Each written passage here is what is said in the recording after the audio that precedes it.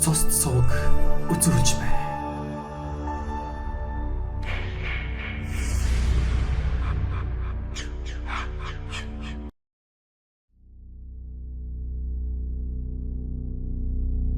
Социализмын үед Дундгов аймгийн Мандалговь хотын баруухан талд зөвлөлтийн цэргийн томоохон анги байрлаж Монголынхаа өөрийн цэргийн зарим объектуудыг түлш шатхуунаар хангадаг байлаа.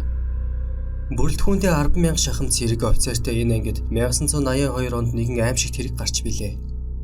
Тухайн үед авгаа их зөвлөлтийн үчирхэг айрамд оны болон үндэстэн ясны ялгаа маш их байсан бөгөөд тус ангид Орос цэргүүдийн ноёрхол хэрээс идэрч бага яснуудаа хатуу ширүүнээр дарамталдаг байж. Энэ зөрчил туйлдаа хүртэл хурцсны эцэст 13 Орос цэрэг нэг дор амиа алдсан гэдэг.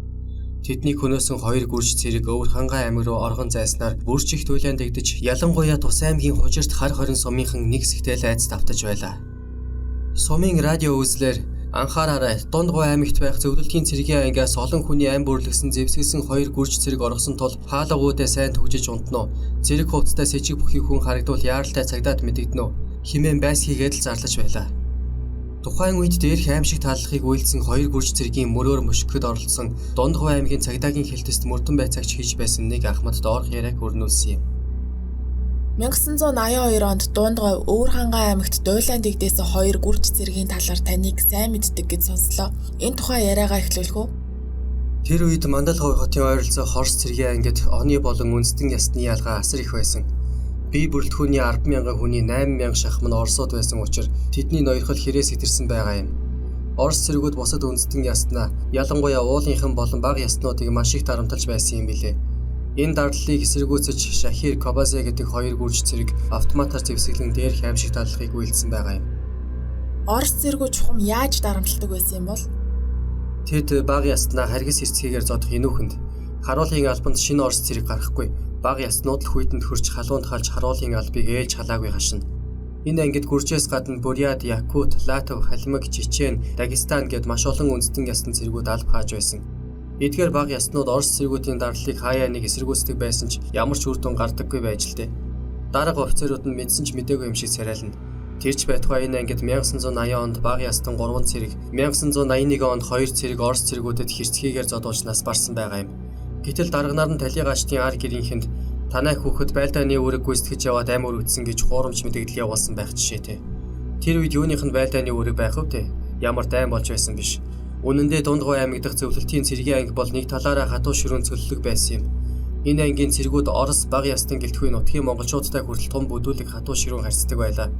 Тэд нутгийнхнийг нохойгоор хөөж уруулна. Орос дэлгүүрийн бараа гордож ирсэн эмэгтэйчүүд хүүхдүүдийг зодож нүдэн хөөн. Цэргийн ангийн хашаанд орж ирсэн хонь малыг зоргоороо буудаж унгаад хоолндоо хэрэглэнэ.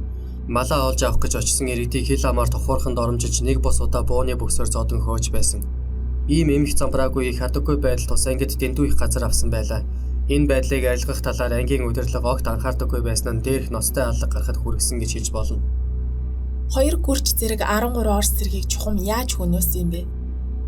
Энэ явдал 1982 оны 100 болсон юм. Тэр үед Шахир Кобазе гэдэг 2 гүрж цэрэг хал цэрэг болж байсан бөгөөд Орос цэргүүдтэй их тэрсэлддэг байж. Оросууд ч тэр хоёрыг занан дарамталдаг байж. Энэ дарамтыг тисээгүй тэд ангийнхаа зэвсгийн өрөөнөөс тус бүр нэг АКМ бог магазин дүрэн сумтай аваад тус ангид ноёрхлоо тогтоогод байсан хал цэргүүдийн байрыг зорьсон байгаа юм. Тэгээд хаалгыг нь татаж ороод тэднийг автомат буугаар ёстой нэг сэг болтолд нь шүршиж алсан байсан. Цаад Орос цэргүүд нь эсэргүүцээгүй юм байх та? Боосон буунаас 20 хүн айна гэдэг шиг автомат буутай хоёрын эсрэг тэд яаж чадалгүй аим өргөдсөн. Шахир Кобазе нар тэр дороо ВАЗ 469 машин хөлөглөн өвөр хангайраа оргон зайсан. Тэдэнд сум хангалттай байсан учраас араас нь мөрдөгчд хүний аим гарцгаас сэргийлэн буудалцаа хийлгүй мөшгөн дагаж байсан. Тэдний энэ аимшиг таллахын дараа Оросууд хэд хэдэн зэвсэгт бүлгүүдийг шуурхай зохион байгуулж араас нь мөрдсөн. Миний би энэ бүлгийн нэгэнд багтаж явсан юм. Тэд зан зураа өөр гинт хэрэг үлдэж хүн амьтанд түгээсэн үү? Харин ч тийм гэмт үйлдэлүүд огт хийгээгүй. Өвөр хангай аймгийн хужирт сумын нутаг руу орж нэг малчин айл буусан байгаа юм. Шахир Кобазе нар замдаа их ядарсан бололтой хоолцоо идэж уугаад сүхтүүлсэн үхэр шиг нам унтаад өгч. Тэднийг унтсан хойгоор гэрийн эзэн мордон давхиж холгүйхэн ирчгээд тэднийг отож байсан Орос цэргүүдийн бүлгүүдэд нөгөө хоёр ч манайд унтаж байна гэсэн хэл өгсөн. Оросууд түүнд гэртээ зөвхөн тэр хоёрыг сэрээлгүй үлдээгээд холдон зайлах үүрэг өгсөн. Гэрийн эзнийг гэртээ эргэж ирэхэд 2 гүрж цэрэг бүх гихчээр нойрсож байж. Тэр үед гэрийн эзэн ганцаараа байсан болохоор гэртээ орж ойр зуурын хэрэгцээт зүйлээ хүүдилээд гарахад хоёр цэрэг огт мэдлгүй унтсаар хоцорсон гэдэг. Оросууд яагаад гэрийн эзэнд зайлшгүй зүйлсэн юм бол? Шахир Кобазенаар тэдэнд амьдараа хэрэггүй байсан байхгүй юу?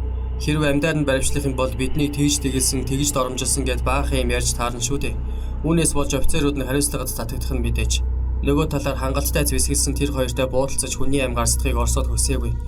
Иймд тэр хоёрыг унтаж байгаа гэртээ устгахаар шийдсэн тул гэрийн эзэнд ингэж зөвлөсөн юм билээ. Тэднийг устгах ажиллагааг яаж явуулсан бэ? Тэднийг устгах операцийг хараад тэнд байсан монголчууд үнэхээр толгоос ихсэрч байсан. Бид гэрийг нь бүсэлж бууж өгөхийг шаардсан ухуулах юм уу эсвэл гэрт гинэт дайран орж зэвсгийг нь хураагаад баримтлах болов уу гэж бодож байлаа. Учир нь тэднийг баримтлахаар 100 шахам хүнтэй хэд хэдэн бүлэг хөдөлсөн болохоор анхандаа би Оросууд тэднийг амьдаар нь барьж хатуу шүрэн гисгэхээр шийдэжээ гэсэн бодол төрж байсан. Гэтэл байдал төсөөрөөр эргэж бүх юм хэдхэн хормын дотор дууссан.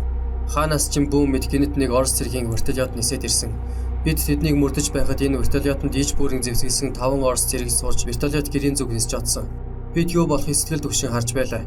Ямар гээчин аимшигт буудалцаан тулалдаан болох бол гэж төсөөлж байсан. Вертолетын дууг сонсоод тэд сэрж гэрээс гарч ирсэнгүй юу? Харин бид яг тэгэх болов уу гэж бодож байсан.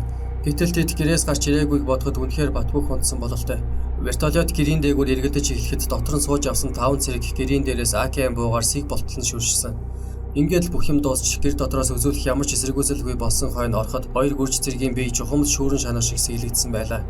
Төдөлгүй Оросууд тэдний цогцыг аваад нисч чадсан. Энэ аимшигт явдлын дараа өнөөх Монгол малчин сүрхий хохирч үлдсэн юм байна да. Оросууд түүний хохирлыг тэр дорн барагдуулсан. Мань нэр шин сайхан гэр эд хогшилтай болсон. Тэрч байтугай Орос дарганаар түүнийг магтан сайшааж гарын бэлхээр давхар цайлгаж байсан. Оросын 13 овгор цэргийг устгасан тэр хоёр гүрж цэрэг монголчуудад гим хал хийгээгүйг бас онцлох хэрэгтэй шүү.